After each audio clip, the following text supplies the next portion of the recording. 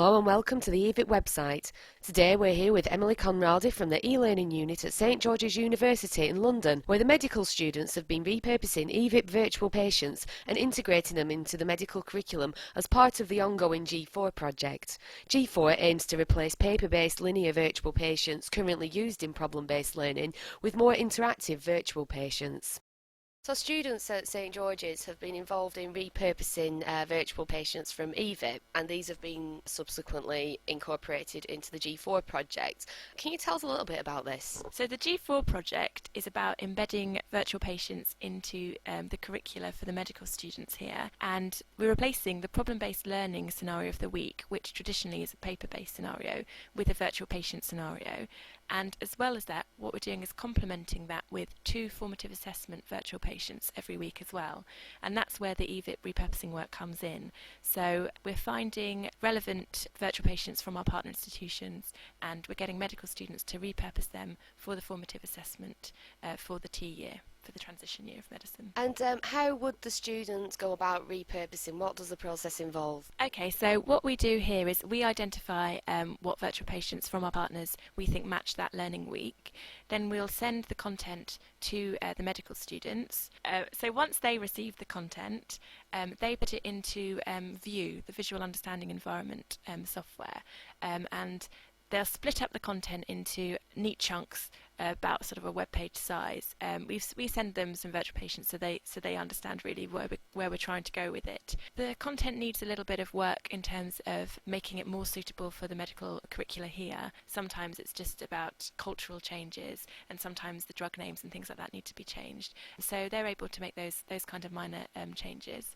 And then what they'll do is they'll make the format more suitable for our style of virtual patient here. So they'll add decision-making points and branching decision-making.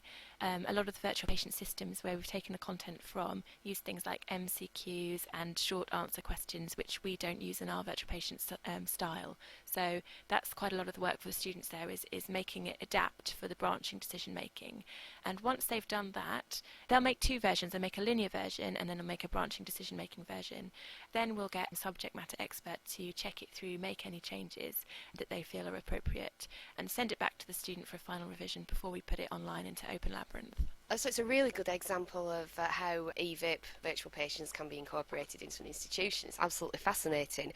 What's the value for the students who are doing the repurposing? I mean, we presume it's going to be a beneficial process for them. Absolutely. We've got really positive feedback from the students involved. What they're finding is that they're learning a lot about that subject matter just from reviewing the case in quite a lot of detail. Often they feel that they will have to do some research around that area just so they're sure of what they're putting and any changes that they make. And yeah, they definitely have reported to us that it's really beneficial, and they've learned a lot just from creating a virtual patient in that way. And can you see more student-led projects involving the creation and peer review of virtual patients taking place in the future? Definitely. I think it's definitely an area we'll keep running with. We have a thing here called a special study module, and we've put out for volunteers to make e-learning resources such as virtual patients for them, and we always get a lot of applicants quite enthusiastic to be making those kinds of resources. And it's great because not only do we get great resources from it, but we also really help the students with their learning, and they really feel that they have enhanced their knowledge through that process. It's really interesting, and it's good to see how eViP virtual patients are being used by students as well in the curriculum. So thanks so much for talking to us. It's my pleasure, thank you.